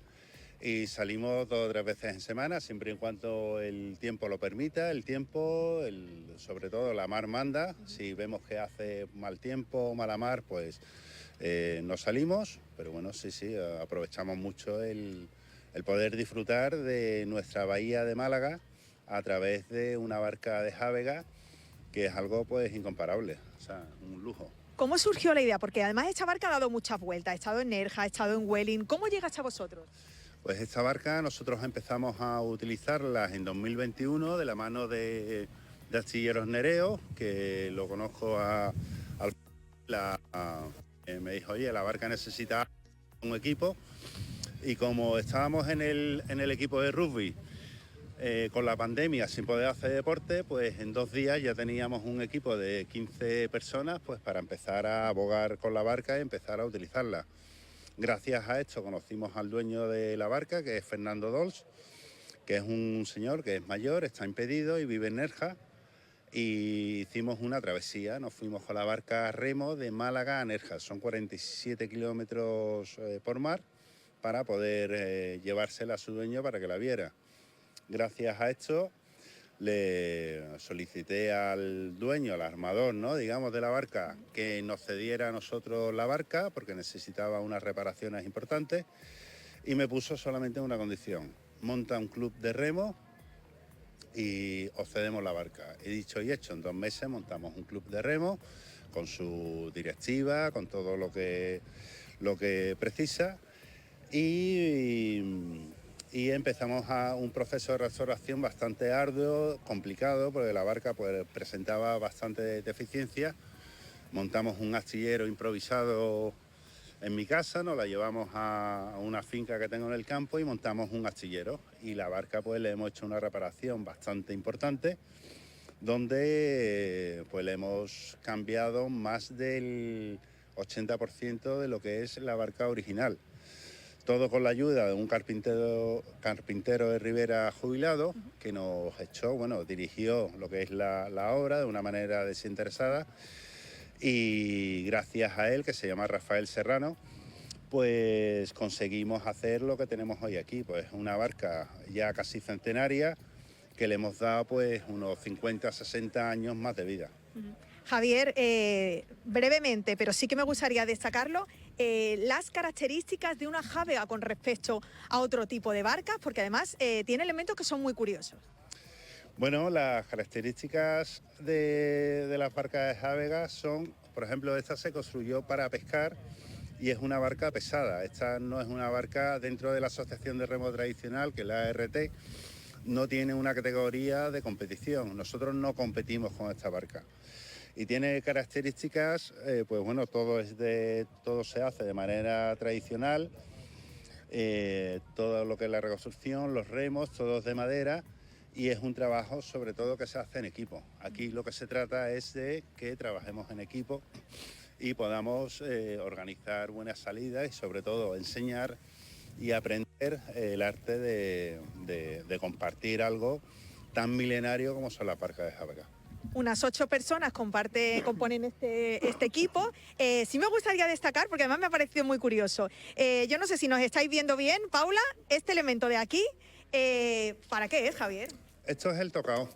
Esto, cuando las barcas de Jávega en su día, cuando se utilizaban para pescar, hablo de los años 30, años 40, 50, 60, 70, cuando la barca estaba en la bahía y pescaba, o sea, recogía mucho pescado, el mandao le decía al que estaba aquí en proa que tocara esto con el remo. Cogía el remo, lo tocaba fuerte y se escuchaba en la bahía. Entonces los cenacheros estaban atentos y decían, uy, la Rosario y Ana ha pescado, y se iban andando a su zona de varada para comprar el pescado y poder vender lo antes posible.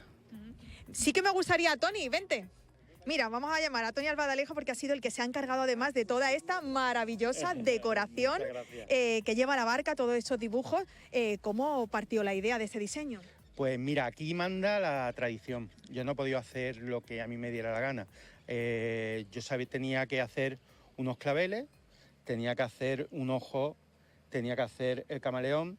Entonces nosotros hemos interpretado un poco esa tradición y nos la hemos llevado a nuestra época un poquito.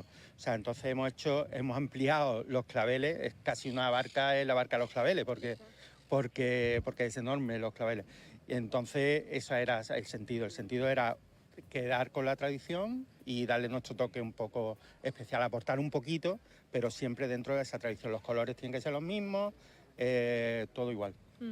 Le voy a pedir también a Antonio Vargas que se acerque porque, bueno, él es uno de los integrantes de este club y sí que me gustaría que hablar contigo sobre, bueno, pues sobre la hermandad que se genera dentro de esta jávega, de esta barca de jávega que tanto habíais comentado. Incluso Tony me ha dicho que cuando él llegó aquí al principio que esto pues parecía una secta, que no se podía creer que os llevaseis todos tan bien. Bueno, no, sí nos podemos creer que nos llevamos tan bien porque nos llevábamos bien de antes, ¿no? La jávega, el club surge en plena pandemia cuando nos encontramos sin poder hacer deporte y formábamos, muchos de nosotros formábamos parte del club de veteranos de rugby, del Boquerón Rugby Club. Nos habíamos quedado en dique seco, como todos, sin poder hacer nada, y un día pues Javierón dice, tenemos una barca, hay que arreglarla, porque hubo que arreglarla, la arreglamos ahí en pleno paseo marítimo y si os apuntáis. Y al día siguiente estábamos 15 dándole lija a esto y dándole pintura.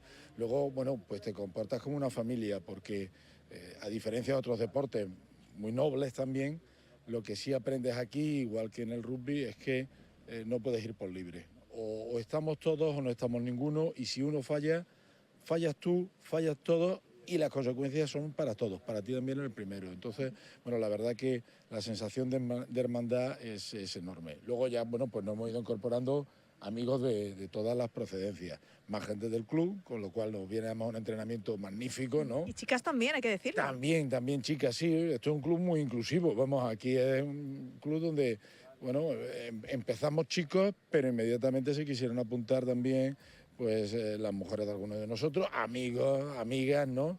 Y bueno, y ahora pues somos ya un número importante, unas 40 personas, ¿no? Ya está, cada uno sale cuando puede, y cuando no podemos sacar la barca, porque a veces que se nos hace difícil, porque la barca posiblemente sea de las más pesadas de toda la bahía, pues llamas por teléfono y siempre hay 4 o 5 que se acercan solamente a ayudarte a sacar la barca, y eso al final lo que te hace es una familia. Qué bonito ese espíritu de hermandad en Javegote de la bahía, que nos han abierto hoy las puertas. Y bueno, pues tenemos secretos también en la barca. Hoy no se lo podemos enseñar, pero sí se lo queremos enseñar con el libro que tenemos aquí, que además han editado un libro de todo el proceso. Hay una virgen justo aquí debajo, una virgen pequeñita, una Virgen del Carmen, evidentemente, y además, bueno, pues un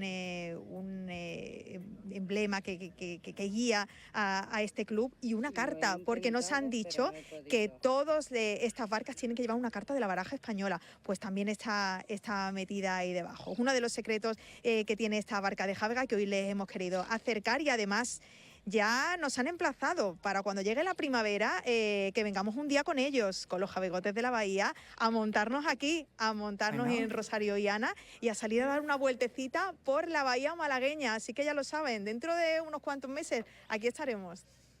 Oye, pues te tomo la palabra, ¿eh, Rocío? Deseando. Estamos, Vero, ya a Lorena y a ti montados en ese barco de jávega.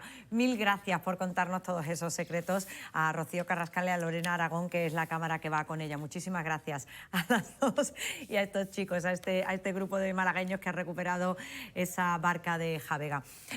Seguimos hablando de otros asuntos, se lo adelantaba yo al principio. Los pediatras exigen que los menores no puedan tener móvil hasta los 16 años. Fíjense, porque les contaba yo, a partir del día 10 en Australia van a prohibir, de hecho, el acceso a los menores de 16 años a las redes sociales, a determinadas redes sociales. De hecho, hay expectación, yo creo que por el resto de países, para ver cómo se pone en marcha y cómo se hace, porque hay mucha incertidumbre, sobre todo, bueno, porque tú puedes prohibir, pero luego tienes que llevar un control de que se cumpla con esa norma. En fin, vamos a ver cómo se desarrolla.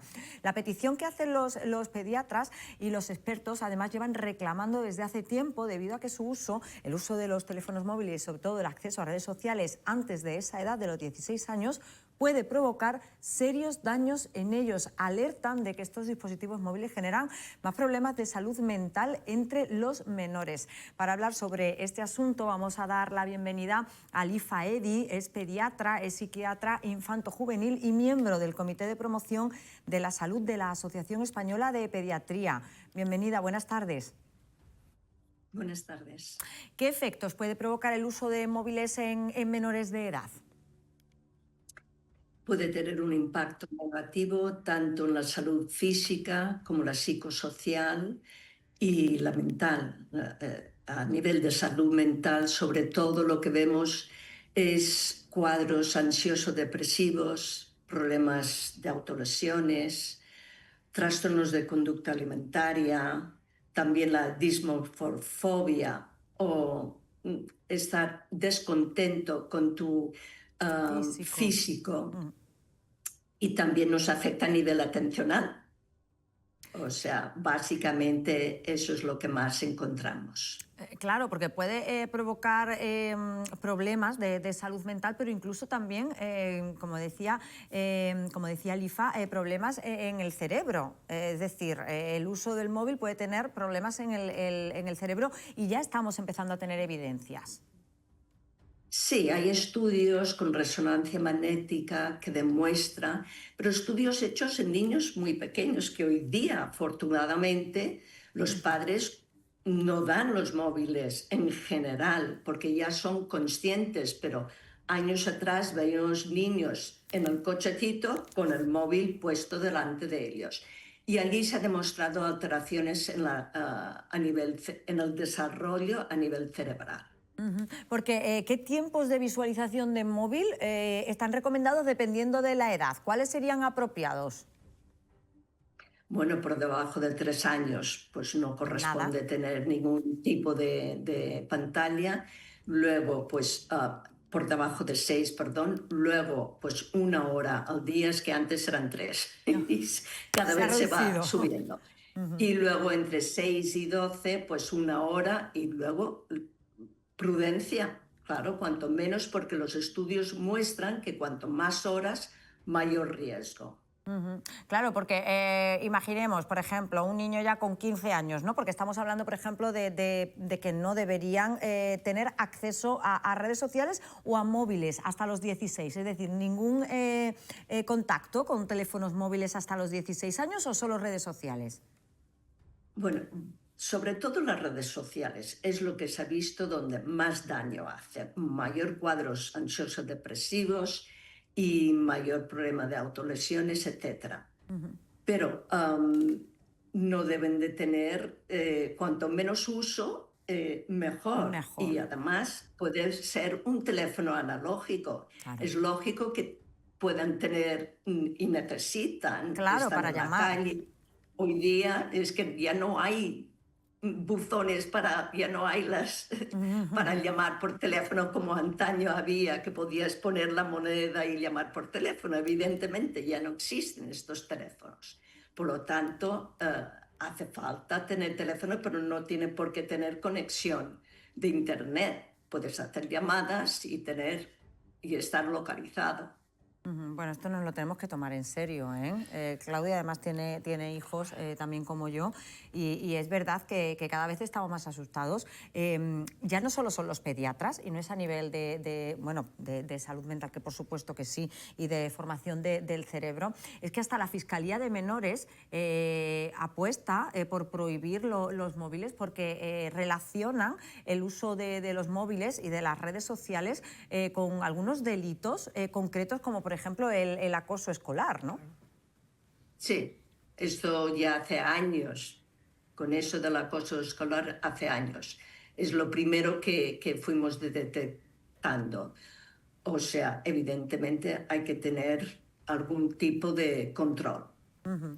Pederastas que campan a sus anchas en las redes sociales, en los juegos, ¿no? Que juegan... Aquí lo hemos hablado además, con el Roblox. Con el Roblox, ¿no? De hecho, mi hija, que tiene 15 años, me ha enseñado, mira mamá, esta es la persona que ha ayudado a la policía a cazar a pederastas que jugaban haciéndose pasar como niños en Roblox, ¿no?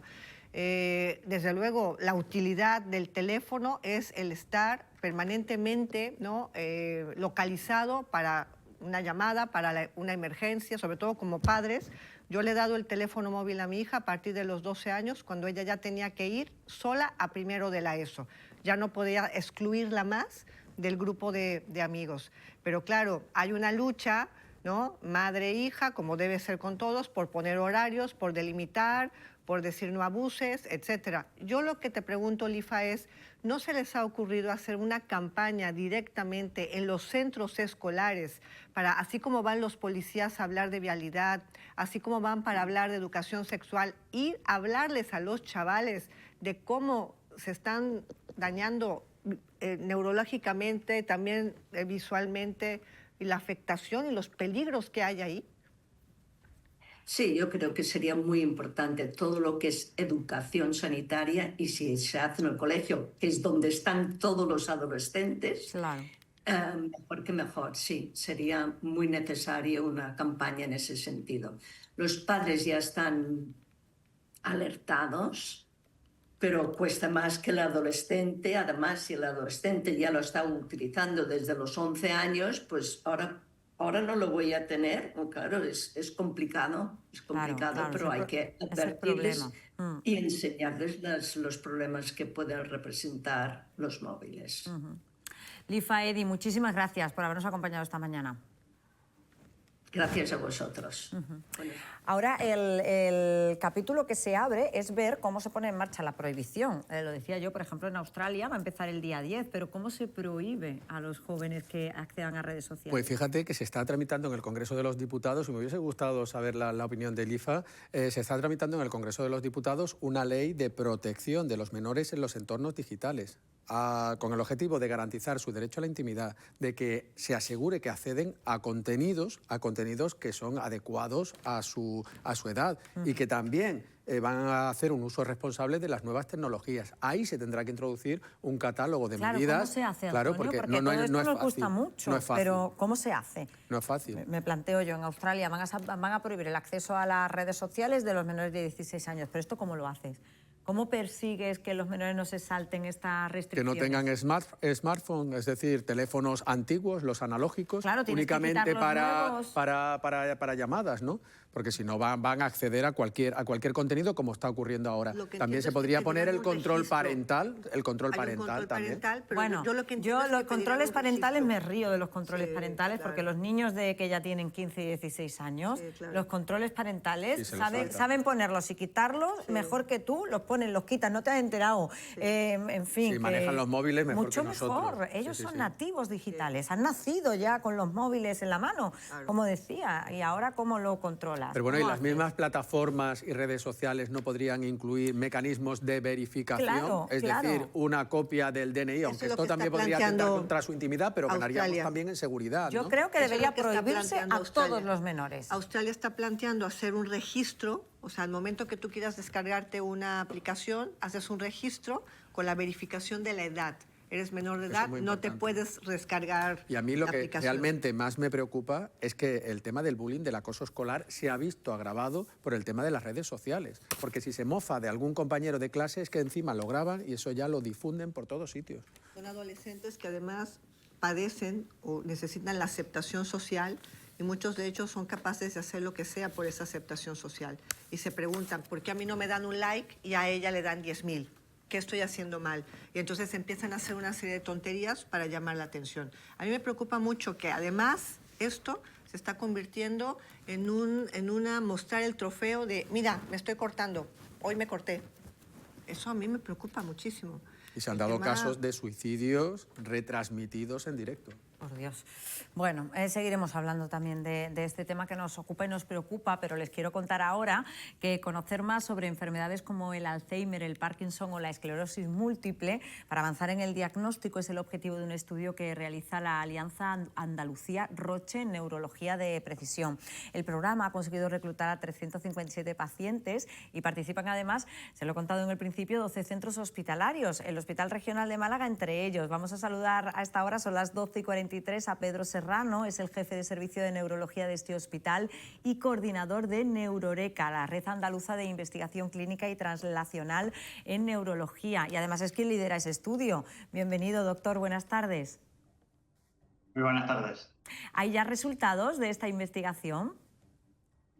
Bueno, no, todavía estamos en una fase preliminar. Lo que se ha llevado a cabo ha sido un trabajo colaborativo, como muy bien has comentado, entre prácticamente todos los hospitales públicos de la red sanitaria de Andalucía que tienen servicio de neurología, los 12 hospitales que se integran dentro de Neuroreca, que de manera colaborativa pues, hemos conseguido reclutar esa gran cantidad de pacientes cuyo objetivo es, a partir de ahora, empezar a analizar estas muestras y con la vista puesta en algunas ocasiones adelantar el diagnóstico, como puede ser en el caso de la enfermedad de Alzheimer, en otras ocasiones caracterizar mejor las propias idiosincrasias de la enfermedad y poder de esta manera dirigir los tratamientos de manera más precisa. Yo creo que se trata de un estudio pionero, yo creo que es la primera vez que se realiza sin duda a nivel nacional y que nos puede dar unos resultados muy prometedores en los próximos meses. En poquito tiempo, doctor.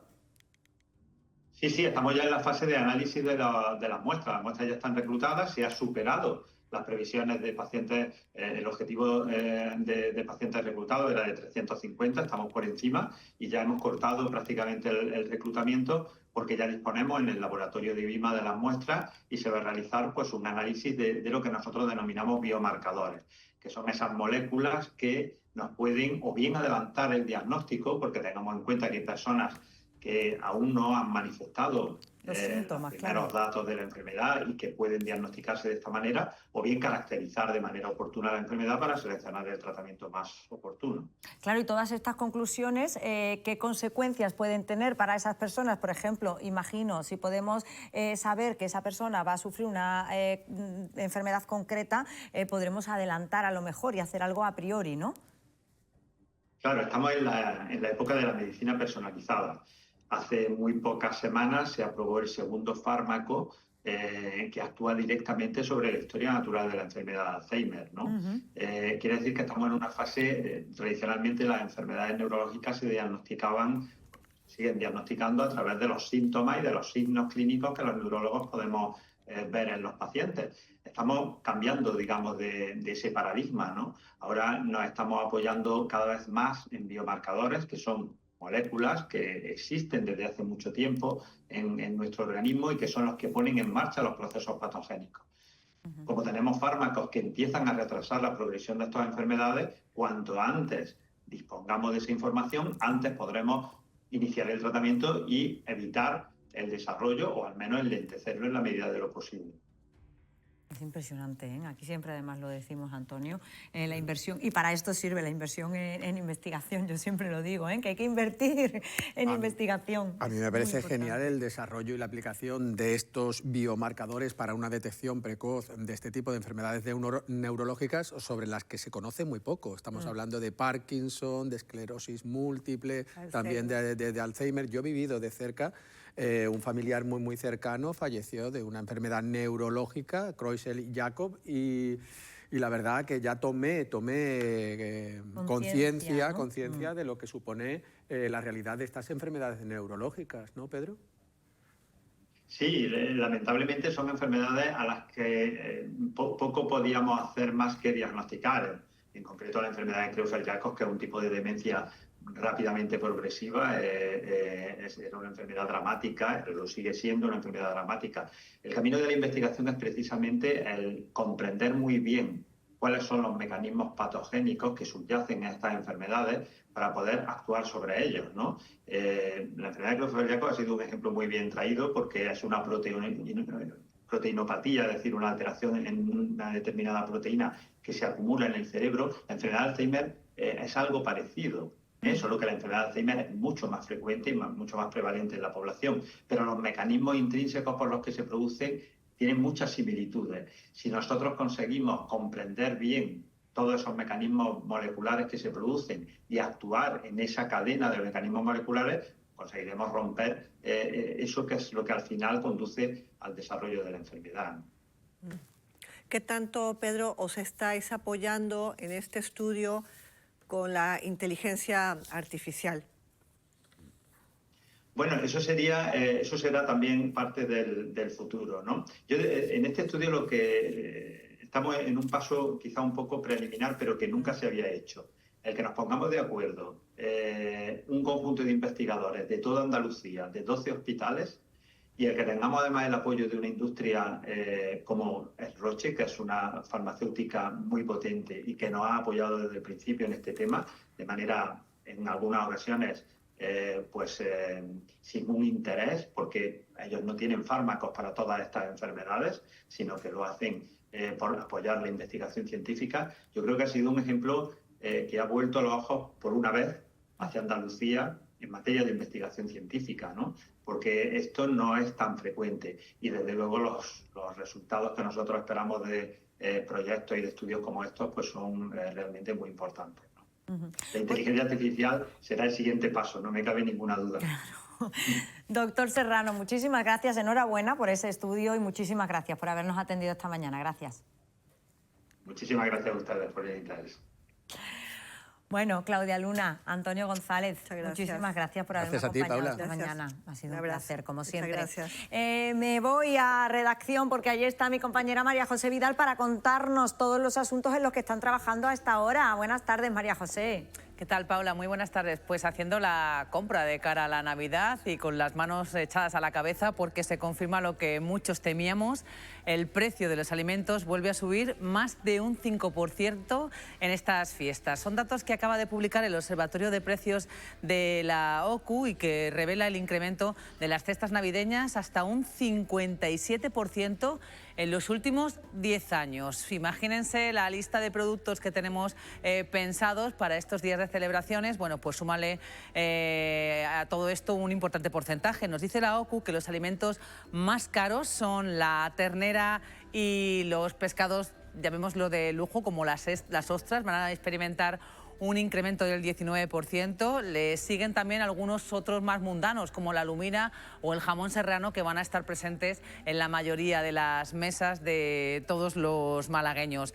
Lo que dicen es que la tendencia sigue al alza, por lo tanto aprovechemos, compremos cuanto antes, intentemos congelar algunos de los alimentos y evitaremos sorpresas, porque cuanto más nos acerquemos a las fechas navideñas, es decir, a la Nochebuena y a la Nochevieja, más subirán los precios. Esto, uno de los asuntos destacados. El otro tiene que ver con la presunta acusación por presunto acoso sexual a Antonio Navarro. Lo hemos contado esta mañana, estamos pendientes del asunto. El secretario general del partido en Torremolinos ya publican los medios de comunicación que la Fiscalía abre diligencias para intentar determinar qué pasó, qué ha sucedido. Fue una militante del Partido Socialista la que denunció el caso. Acusaba a Navarro de acoso a través del teléfono móvil, incluso denuncia, según se ha publicado, contacto físico no consentido. Hemos escuchado al líder de los socialistas malagueños hablar de este tema, remitir el asunto a la federación, al órgano de dirección del partido, y ha señalado que José Aurelio Aguilar, que estaban esperando a que se confirmara si se habrían diligencias en relación a este asunto para decidir qué hacer con este cargo del Partido Socialista, secretario general del Partido Socialista en Torremolinos. Veremos a ver ahora qué es lo que sucede. De momento, la última hora es la apertura de diligencias en torno a este caso, Paula.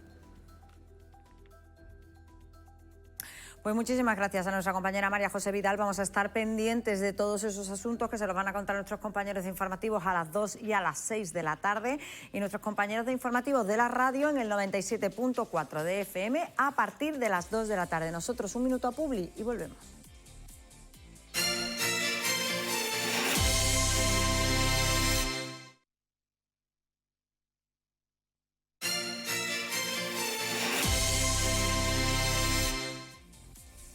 Doce y 57, faltan 3 minutos para la 1 de la tarde y aquí seguimos en directo en Málaga, aquí ahora el magazín de la televisión municipal de Canal Málaga. Nos vamos ahora con nuestra sección de libros y hoy Rocío Carrascal nos acerca a Mapas y compañía.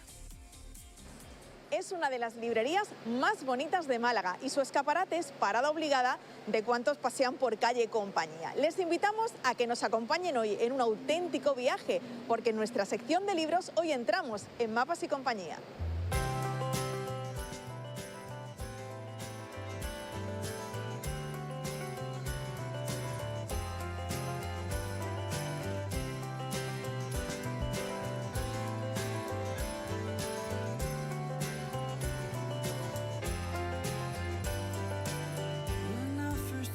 Bueno, Juanjo, muchísimas gracias por abrirnos las puertas de Mapas y Compañía. Teníamos muchísimas ganas ya de hacer parada aquí. Probablemente podemos decir la librería más bonita de Málaga, ¿no me equivoco? Bueno, Rocío, gracias por venir lo primero, muchísimas gracias. Bueno, no sé si la más bonita, pero bueno, somos un lugar, un espacio de encuentro de viajeros y amigos que hace que esto tenga mucho más sabor, probablemente. ¿Cómo empezasteis? ¿Cómo surge la idea de crear una librería tan particular como esta? Bueno, realmente fue como cubrir un pequeño hueco que faltaba en la ciudad, ¿no? Grandes ciudades como Madrid y Barcelona tienen sus librerías de viaje y aquí no existía ese concepto. Entonces, bueno, mi mujer, que estudió Geografía e Historia, pues decidió embarcarse en esta locura y así empezó todo, con una librería más pequeñita, mapas, algunas guías de viaje, pero la cosa como que fue creciendo. Además, el nombre, ya una vez trasladados aquí a Calle Compañía, viene que ni pintado. Absolutamente, aunque no tenga nada que ver, porque los mapas ya sabemos lo que son, pero la compañía realmente son nuestros clientes. Ellos son la compañía, son los que hacen que esto tenga otro carácter. Porque vamos a explicar un poco qué es lo que hay realmente aquí en Mapas y Compañía. ¿Qué es lo que se encuentra el cliente cuando llega? Realmente nosotros somos efectivamente una librería de viajes y aquí tenemos mapas de todo el mundo, mapas de senderismo, mapas topográficos, cartas náuticas.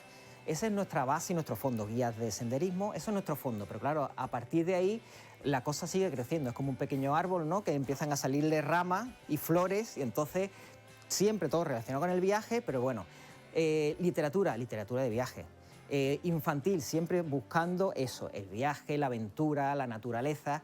Y si seguimos avanzando un poco, pues nos encontramos globos terráqueos, globos aerostáticos, que también hacen que nuestra imaginación empiece a volar, ¿no? Instrumentos de navegación, todo siempre rodeando el viaje y la naturaleza. ¿El tipo de perfil de cliente que tenéis aquí cuál es? Nuestro perfil de cliente, nosotros tenemos una base de clientes habituales muy importante y gracias a ellos, realmente gracias a ellos, nosotros estamos aquí. Es cierto que, bueno, conocemos ya Málaga como está ahora mismo, ¿no?, de la afluencia de turismo, y es cierto que la afluencia que tenemos ahora mismo de público de fuera de Málaga es muy elevada. Aún así, nosotros lo que realmente agradecemos es el turismo, no el turismo, el cliente local, nuestro amigo, porque ya es amigo, que es el que nos da el día a día de esta librería, el que hace que esto siga funcionando, porque el turismo viene, va, pero nuestro cliente, que es el que realmente cuidamos con mucho cariño, es el que nos sostiene. Cuidáis el cliente, pero no solamente al cliente, cuidáis todo, porque aquí todo es precioso, desde el mueble en el que se muestran los libros hasta el último globo terráqueo que cuelga. ¿De dónde sacáis todas esas cosas tan bonitas? Bueno, realmente esto es mucho trabajo. Un trabajo que no se ve y no tiene por qué verse, pero que sí hay que hacerlo, es muy necesario. Porque también entendemos que esto es un lugar de trabajo, esto es un centro de trabajo como cualquier otro, pero si tu centro de trabajo está cuidado, es bonito, es apetecible, yo creo que uno se siente mucho mejor y trabaja mucho más a gusto todo el día que si está en una pequeña oficina que no tiene ninguna gracia, ¿no? Y es cierto que ayuda a que el cliente entre, porque, bueno, muchas fotografías, entran a ver nuestra librería simplemente por hacer una fotografía, que lo agradecemos igualmente, ¿no? Pero son cosas que nos salen, no es nada pensado, vamos a poner, no, un día pues decimos, ¿por qué no ponemos este modelo aquí? ¿Por qué no ponemos? Y así vamos poco a poco, como un hogar, ¿no? Realmente como una casa. Poco a poco se va generando ese ambiente que estamos consiguiendo. Hay muchas de las cosas que tenéis aquí que vienen de otros países, que traéis porque son preciosas. Supongo que evidentemente el viaje para vosotros es muy importante, ¿no? Os tiene que gustar mucho viajar. Yo creo que a casi todo el mundo le gusta, ¿no? Pero es verdad que esa de formación profesional, cuando salimos de viaje, salimos viendo cosas y pensando en qué podíamos mejorar aquí en nuestra librería. Y ciertamente conseguimos ideas de otros países, porque, bueno, cuando uno viaja por ahí, pues ve que la gente hace otras cosas. Y por qué no importar ideas y decoraciones o tipos de productos de otros lugares, que realmente es lo que hace diferente a los negocios, porque si todos los negocios somos iguales, está un poco aburrido. También aquí hay mucha artesanía, mucha apuesta por las cosas, bueno, pues que no se ven en otros sitios, ¿no? Por las cosas más particulares, por regalos más especiales, podríamos decir. Sí, intentamos tener eso, cosas diferentes, porque favorecer a los pequeños artesanos o personas que se dedican a eso, yo creo que este es un espacio a los que ellos pueden entrar con las puertas abiertas. Porque si no decidimos tener cosas diferentes, que cada uno tenga su camino, las ciudades realmente se convierten en algo muy monótono. Entonces yo creo que es necesario que cada uno tome su línea, ayudando a tus vecinos, y que cada uno tenga su manera de ver las cosas. Sois además establecimiento oficial de Tintín. Sí. ¿Qué supone eso? Supone mucho, porque realmente Tintín no permite con mucha facilidad que haya sus productos en cualquier lugar. Entonces somos tienda oficial Tintín, tenemos todos sus productos, y es verdad que eso genera también mucho tránsito de público. Hay mucho público extranjero, sobre todo, que es en Europa tiene mucha fama Tintín. Y cuando ven nuestro escaparate con ese gran cohete de 1,5 metros que tenemos ahí, un Tintín de 60 centímetros que también tenemos, el escaparate es un hervidero muchas veces y entran a preguntar, y muchos clientes extranjeros se llaman figuras tremendamente grandes. No sé cómo lo hace, no tengo ni idea cómo lo hace, pero se la llevan a su casa, ¿eh? Es muy atractivo también para los niños, que eso es muy bueno también en una librería, ¿no? La posibilidad, bueno, pues llegar, mirar hacia arriba y ver todo lleno de globos voladores. Sí, es fundamental además que nuestros pequeños empiezan a entrar en las librerías, en la nuestra o en cualquiera. Es muy importante que ellos empiecen a tomar contacto con la literatura, con los libros. En este caso aquí pues son pequeños viajeros, pequeños aventureros, pero es muy importante que ellos empiecen a tomar contacto con el papel, a abrir páginas. Tenemos libros desde 0 a 99, podemos decir, ¿no? Pero que los pequeños empiecen a tomar ese contacto y a entrar en una librería, a descubrir cosas. Vais más allá en el campo de los viajes, porque bueno, pues no es solamente que uno quiera hacer un viaje y viene aquí y compra una guía, no, vamos más allá, porque podemos comprar literatura que tiene que ver con el sitio al que vamos a visitar. Claro, y además cada vez mucho más se vende literatura de viaje, porque no solo la persona, el cliente que viene a hacer un viaje se lleva la guía, pero también nos pide recomendación de alguna literatura del lugar donde va. Los clientes quieren informarse, queremos todo informado, ir a ese lugar y disfrutar el viaje de otra manera. Si te has leído un libro de una literatura interesante del lugar donde vas, cuando estás en ese lugar estás recordando eso y lo ves de otra manera completamente diferente. Y eso es un apoyo importantísimo. Juanjo, antes de despedirnos siempre os pedimos unas recomendaciones. ¿Qué libro nos vas a recomendar? Tengo 3 o 4, una cosita muy rápida. Mira, Días de Sol y Piedra, de Pepe Pérez Muela, que lo ha presentado aquí hace unos días. Es un viaje en bicicleta, fíjate qué cosas hacen la gente, en bicicleta de los Alpes hasta Roma, disfrutando de la naturaleza, de los monumentos, y nos hace un recorrido espectacular hasta llegar a Roma.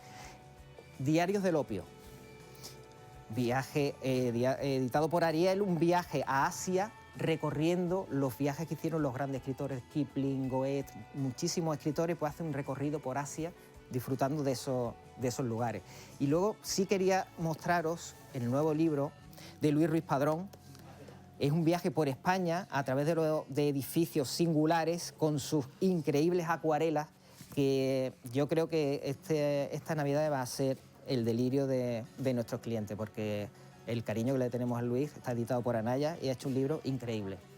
¿Vale? Y por último, un clásico, clasiquísimo, que no tiene edad, El Principito, que también lo presentamos aquí, de Edelvives, editado por Edelvives, y con las ilustraciones de Antonio Lorente, es un almeriense que tiene una mano para las ilustraciones que son absolutamente espectaculares. Así que, bueno, yo espero que os guste la recomendación. Pues nos apuntamos todas esas recomendaciones y sobre todo, bueno, pues ahora, como bien decía Juanjo, de cara a las Navidades, ya lo saben, Parada Obligada, Mapas y Compañía, que van a encontrar aquí de todo.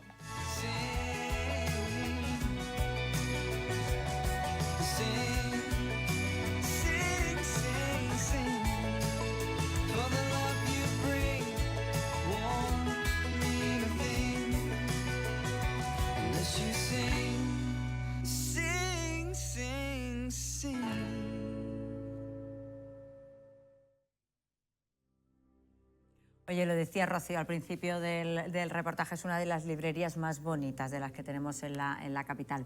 Les cuento ahora que el escritor y gestor cultural Alfredo Taján presenta esta tarde su último libro, Cleopatra VII, más allá del mito. Será a las 7:30 de la tarde en el Auditorio Cristín Ruiz Picasso, del Museo Picasso Málaga, con la participación además del poeta y académico Luis Alberto de Cuenca. Nosotros hemos invitado a Alfredo Taján para que nos cuente los detalles de este último libro. Alfredo, buenas tardes, ¿cómo estás? Lo primero. Hola, buenas tardes. Muchas gracias por conectar con y interesaros por los libros, que sin libros la sociedad va mal. Además, de verdad. Bien, Cuéntanos un contento. poquito más. Alfredo, se presenta esta tarde, ¿verdad? Y esta tarde en el Auditorio Cristín Ruiz Picasso a las 7:30, sí. Ahí estamos. ¿A dónde nos traslada este libro? Os traslado, nos vamos a convertir el público y nosotros en sacerdotes del Serapeum adorando a Cleopatra VII, una de las mujeres más importantes e interesantes de la historia antigua, cuyo mito ha pervivido hasta ahora y se ha transformado en otras cosas, se ha convertido en todo, a pesar de la destrucción de los psicofantes, las fuentes romanas que fueron a por ella, le dijeron de todo, le trasladaron como si fuera una meretriz, una bruja, una seductora, y que incluso sedujeron a los propios cronistas, por ejemplo a Virgilio, por ejemplo a Plutarco, que aunque iban a destruirla, porque eran psicofantes, estaban pagados por el poder del Senado romano, bien, pues caían en las redes de la fuerza y del poder de una mujer que, imaginaros, en el siglo I a.C., casi pone en jaque a un imperio como el romano. Alfredo, ¿cómo surge tu curiosidad, tu interés por Cleopatra?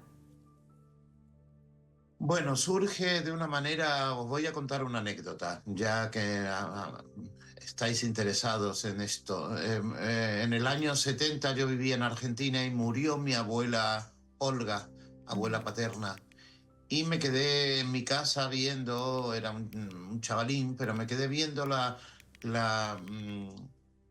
habían programado en la televisión del Canal 7 de Rosario, habían programado la película famosa de Cleopatra Taylor, la Cleopatra de Mankiewicz, con secundarios maravillosos como fueron Red Harrison, que interpretaba a Julio César, y su gran amor, el gran romance aquel con Richard Burton.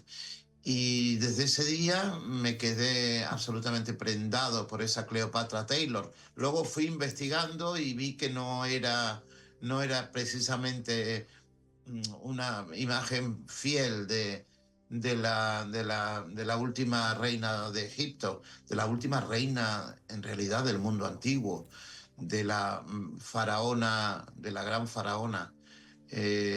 Por ahí hemos visto a mi perra pasar. Ella es muy cleopátrica, además. También. Bueno, pues ese fue el inicio de una gran pasión por esta estadista que hablaba todos los idiomas conocidos. Incluso era de una familia griega, macedónica, pero fue la única que aprendió el egipcio, la lengua egipcia de los campesinos y la lengua egipcia que hablaban los ciudadanos egipcios desde el inicio de esos imperios que ellos desarrollaron en aquella esquina del Mediterráneo. Pues Alfredo Taján, muchísimas gracias por habernos acompañado esta mañana y que vaya muy bien la presentación del libro. Muchas gracias a vosotros. Y pedir que los libros se venden uno a uno, pedir que vayan a las librerías y que lo compren. Y de paso que compren a todos los libros de todos los escritores hasta que el presupuesto lo agoten en eso antes que en otras tonterías. Totalmente, nos sumamos a ese llamamiento. Mil gracias, un beso, Alfredo, muchas gracias. Muchas gracias a vosotros, un abrazo. Bueno, pues nada, con Alfredo Taján y con su libro que se presentará esta tarde en el Museo Picasso, llegamos hasta nuestras recomendaciones culturales, que saben que les damos cada día en nuestra agenda.